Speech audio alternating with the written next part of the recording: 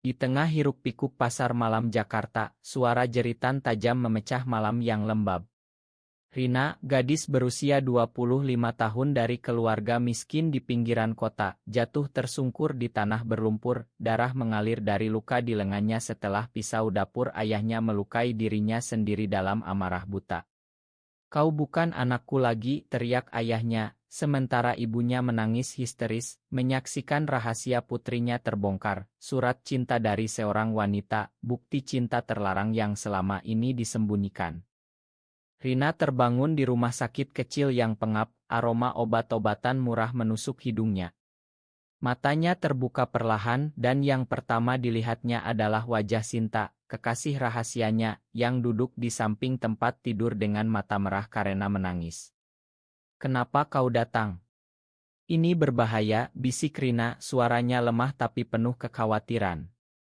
Sinta menggenggam tangannya erat, "Aku tak bisa tinggalkanmu sendirian. Kita harus lari dari sini." Tapi Rina tahu melarikan diri bukan jawaban sederhana, keluarganya bergantung padanya, dan masyarakat Indonesia yang konservatif tak akan memakan cinta seperti milik mereka. Keluarga Rina hidup dalam kemiskinan yang menyiksa. Ayahnya, seorang buruh bangunan yang sering sakit, dan ibunya yang menjahit pakaian untuk tetangga, hampir tak punya apa-apa.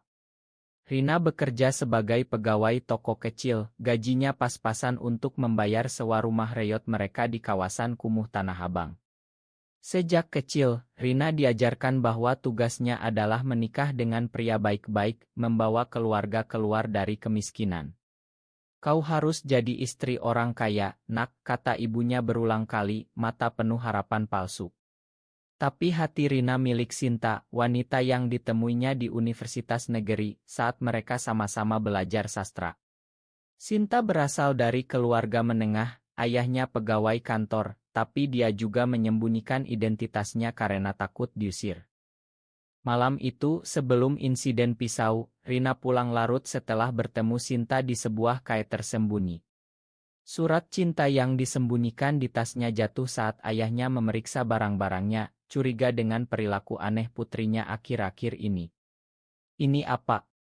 Kau pacaran dengan perempuan?" bentak ayahnya, wajahnya memerah karena marah dan malu. Rina mencoba menjelaskan, tapi kata-kata tak keluar, dia hanya bisa menangis. Ayahnya, dipenuhi dogma agama yang ketat, merasa dunia runtuh. Di Indonesia, di mana mayoritas penduduk Muslim dan norma sosial menekankan pernikahan heteroseksual, cinta seperti ini dianggap dosa besar. Pisau itu seharusnya mengancam Rina, tapi dalam kemarahan, ayahnya melukai dirinya sendiri, membuat situasi semakin chaos. Sinta yang mendengar kabar dari teman bersama, bergegas ke rumah sakit. Dia tahu risikonya tinggi, keluarganya sendiri tak akan menerima jika tahu. "Kita bisa pindah ke Bali, mulai hidup baru," usul Sinta, suaranya gemetar. Tapi Rina ragu. "Bagaimana dengan keluargaku? Mereka butuh aku." Konflik batin Rina mulai menggerogoti, cinta sejati versus kewajiban keluarga. Di mata masyarakat, dia adalah penyimpang, tapi di hatinya, Sinta adalah satu-satunya yang membuatnya merasa utuh. Pagi berikutnya, Ibu Rina datang ke rumah sakit, wajahnya pucat dan mata bengkak. "Kenapa kau lakukan ini, Nak? Kita bisa cari jalan keluar." Tapi di balik kata-kata itu ada tekanan halus, "Ada anak Pak Haji yang suka sama kamu. Pernikahan bisa ubah nasib kita." Rina merasa seperti ditusuk. Pernikahan paksa. Itu berarti mengkhianati Sinta, mengkhianati dirinya sendiri. Tapi melihat ibunya yang lelah, hati Rina terbelah.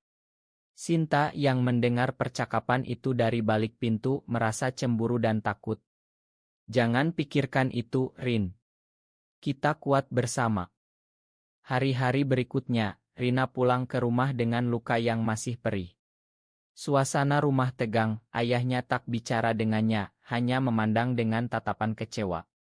Teman-teman sekolah lama mulai bergosip, rumor menyebar seperti api di pasar. "Rina suka sesama jenis." "Astagfirullah," bisik mereka. Rina merasa terisolasi, tapi Sinta tetap setia, menelepon diam-diam setiap malam. Kita harus bertemu, kata Sinta suatu malam. Mereka janji di taman kota, di bawah pohon rindang yang menyaksikan banyak rahasia. Pertemuan itu penuh emosi. Sinta memeluk Rina erat, aku tak bisa hidup tanpamu. Tapi Rina mendorongnya pelan, ini terlalu berisiko. Keluargaku bisa hancur karena aku.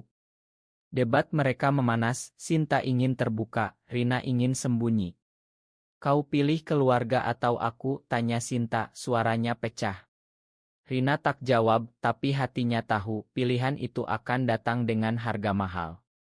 Sementara itu, di rumah Sinta, ayahnya mulai curiga. Kenapa kau sering keluar malam-malam, tanyanya. Sinta berbohong, tapi ketegangan meningkat. Dia mulai mempertanyakan, apakah cinta ini layak untuk segala penderitaan. Konflik batin Sinta muncul, keinginan bebas versus rasa takut kehilangan keluarga. Rina mulai mencari pekerjaan baru, berharap mandiri bisa kurangi tekanan. Tapi di wawancara, bos potensialnya bertanya tentang status pernikahan. Kau sudah punya pacar, tanyanya. Rina tergagap, berbohong demi aman. Malam itu, dia menangis sendirian, merasa seperti penipu. Beberapa minggu kemudian, tekanan semakin berat. Ayah Rina pulih dari lukanya, tapi amarahnya tak reda. Dia mengatur pertemuan dengan keluarga Pak Haji, seorang pedagang kaya yang anaknya, Andi, tertarik pada Rina. Ini kesempatan emas, nak, kata ayahnya, suaranya tegas tapi rapuh. Rina protes, aku tak cinta dia, yah. Tapi ayahnya balas, cinta bisa datang belakangan. Yang penting keluarga kita selamat. Ibu Rina diam saja, tapi matanya memohon. Sinta marah besar saat tahu. Kau mau nikah sama cowok itu. Kau khianati aku, jeritnya di telepon. Rina menangis, ini bukan pilihanku. Keluargaku miskin, Sin. Aku harus pikir mereka. Debat mereka memuncak, Sinta merasa ditinggalkan, Rina merasa terjebak. Kau egois, kata Sinta. Kau tak paham tekananku, balas Rina. Mereka putus hubungan sementara, meninggalkan luka dalam. Di sisi lain, Sinta bertemu teman lamanya, Mia, yang tahu rahasia mereka. Mia, seorang aktivis di bawah tanah, menawarkan bantuan. Kalian bisa gabung komunitas kami. Ada dukungan. Tapi Sinta ragu, takut ketahuan. Mia menceritakan kisahnya sendiri, diusir keluarga karena coming out. Sakit, tapi aku bebas sekarang. Kata-kata itu menggoyang Sinta. Rina bertemu Andi di sebuah restoran sederhana. Andi tampan, sopan, tapi Rina tak merasakan apa-apa. Aku suka kamu sejak lama, kata Andi. Rina tersenyum palsu, pikirannya pada Sinta. Malam itu, dia mimpi buruk, menikah dengan Andi, sementara Sinta menangis di kejauhan. Bangun dengan keringat dingin, Rina sadar, ini bukan hidup yang dia inginkan. Ayah Sinta menemukan pesan lama di ponselnya. Siapa Rina ini? Kenapa pesannya aneh, tanyanya marah. Sinta panik, berbohong lagi. Tapi ayahnya memaksa, kau harus putus dengannya. Ini tak benar. Sinta menangis, ini cintaku, yah. Ayahnya syok, kau gila. Di negara ini itu haram. Pertengkaran hebat terjadi, Sinta diusir sementara ke rumah saudara. Rina tahu dari pesan Sinta. Aku diusir, Rin. Tolong aku. Rina nekat datang ke rumah saudara Sinta malam-malam. Mereka bertemu di gang gelap, memeluk erat. Makan aku, kata Rina. Kita harus lawan ini bersama. Tapi saat itu, saudara Sinta melihat mereka, memanggil polisi. Ada penyimpang di sini, jeritnya. Rina dan Sinta lari, hati berdegup kencang. Mereka bersembunyi di apartemen kecil Mia ini sementara, kata Mia di sana. Rina dan Sinta bicara hati ke hati. Aku tak mau nikah sama Andi, kata Rina. Sinta tersenyum lemah, tapi apa harga yang harus kita bayar? Mereka tidur berdekatan tapi tak ada yang intim, hanya kenyamanan emosional. Pagi harinya, ayah Rina menelepon. Kau di mana? Keluarga Andi tunggu jawaban. Rina ragu tapi putuskan tolak. Aku tak bisa, iya. Ma. Ayahnya marah, kau hancurkan kami. Telepon ditutup kasar. Rina menangis, merasa bersalah. Sinta menghubungi ayahnya, mencoba rekonsiliasi. Yah, ini aku yang sebenarnya. Ayahnya diam lama, lalu bilang pulanglah, tapi tinggalkan gaya hidup itu. Sinta menolak, aku tak bisa ubah siapa aku. Hubungan putus. Komunitas Mia mulai membantu. Mereka atur pekerjaan baru untuk Rina di Ngoyang dukung Hakleb. Tapi tantangan baru muncul, gosip di tempat kerja lama Rina menyebar, membuatnya dipecat. Kami tak mau karyawan seperti itu, kata bosnya. Rina shock, tapi Sinta dukung, kita bangun lagi. Bulan-bulan berlalu, Rina dan Sinta tinggal bersama di apartemen kecil di pinggiran Jakarta. Hidup mereka keras, Rina kerja serabutan, Sinta jadi tutor online. Tapi kebebasan itu manis, meski dibayangi ketakutan. Suatu hari, Mia datang dengan berita buruk, ada raya di komunitas. Polisi tangkap beberapa teman. Rina panik, bagaimana kita? Sinta tenang, kita hati-hati. Ayah Rina sakit parah karena stres dan kemiskinan. Ibu menelepon, pulanglah, nak. Ayahmu butuh kamu. Rina terbelah, kembali berarti kembali ke penjara emosional. Sinta paham, pergilah, tapi jangan tinggalkan aku. Rina pulang, melihat ayahnya lemah di ranjang. Makan aku, yah, katanya. Ayahnya memandangnya, kenapa kau pilih jalan ini? Rina jelaskan dengan air mata, ini aku yang sebenarnya. Ayahnya diam, tapi tak usir. Di rumah, tekanan kembali. Tetangga gosip, anaknya lesbi, kasihan keluarganya. Ibu Rina bilang, coba pikir ulang. Andi masih tunggu. Rina marah, tak bisa, Bu. Konflik memuncak saat Andi datang berkunjung. Aku tahu situasimu, Rin. Tapi aku bisa bantu keluargamu. Rina tergoda demi ayahnya, tapi ingat Sinta. Sinta sendirian di apartemen mulai ragu. Teman barunya, Lina, mendekat. Kau kuat, Sin. Tapi kalau Rina kembali ke sana. Lina sugesti membuat Sinta gelisah. Apakah ini pengkhianatan? Sinta tolak, tapi benih keraguan tumbuh. Rina kembali ke apartemen dengan berita, ayahku terima pelan-pelan. Sinta senang, tapi ceritakan tentang Lina. Dia cuma teman, katanya. Tapi Rina cemburu, jangan khianati aku. Debat kecil terjadi, mengungkap kerapuhan hubungan mereka. Kemudian kejadian besar, demonstrasi Hakleb di Jakarta. Mia ajak mereka ikut. Ini saatnya suara kita didengar. Rina ragu, takut ketahuan keluarga. Sinta ingin, kita harus berjuang. Mereka ikut, tapi demo berubah chaos saat kelompok konservatif serang. Batu beterbangan, Rina terluka di kepala. Sinta panik, bawa ke rumah sakit. Di rumah sakit, polisi datang interogasi. Kalian ikut demo haram itu, tanya mereka. Rina bohong, kami cuma lewat. Tapi salah satu polisi kenal ayah Sinta, hubungi dia. Ayah Sinta datang, marah besar. Kau malu-maluin keluarga, jeritnya. Sinta lawan, ini hakku. Pertengkaran hebat, ayahnya pergi dengan kecewa. Pulih dari luka, Rina dan Sinta semakin dekat. Tapi harga dibayar, ayah Rina semakin sakit, menyalahkan stres dari pilihan Rina. Ibu bilang kalau kau nikah, mungkin ayah sembuh. Rina tertekan, pertimbangkan pengorbanan. Sinta dapat tawaran kerja di Surabaya, jauh dari Jakarta. Ini kesempatan, Rin. Kita pindah bersama. Tapi Rina tak bisa tinggalkan keluarga. Aku harus di sini. Keputusan ini jadi titik puncak, pilih cinta atau keluarga. Konflik memuncak saat ayah Rina masuk rumah sakit lagi. Dokter bilang stres tinggi butuh operasi mahal. Keluarga tak punya uang.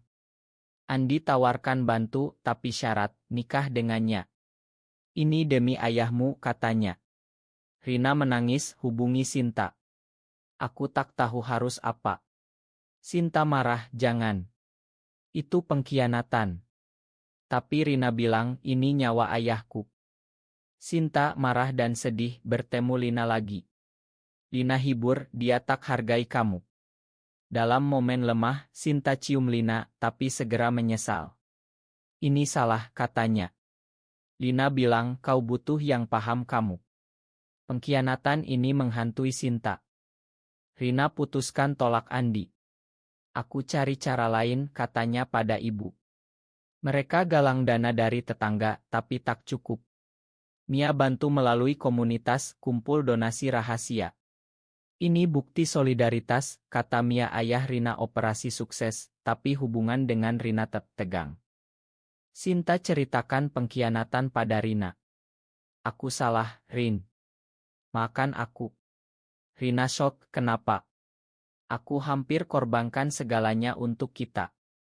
Mereka bertengkar hebat, saling tuduh. Kau pikir aku tak sakit, jerit Sinta. Kau khianati aku, balas Rina. Hubungan retak, mereka pisah sementara. Rina kembali ke rumah keluarga bantu ibu. Ayahnya mulai bicara lagi.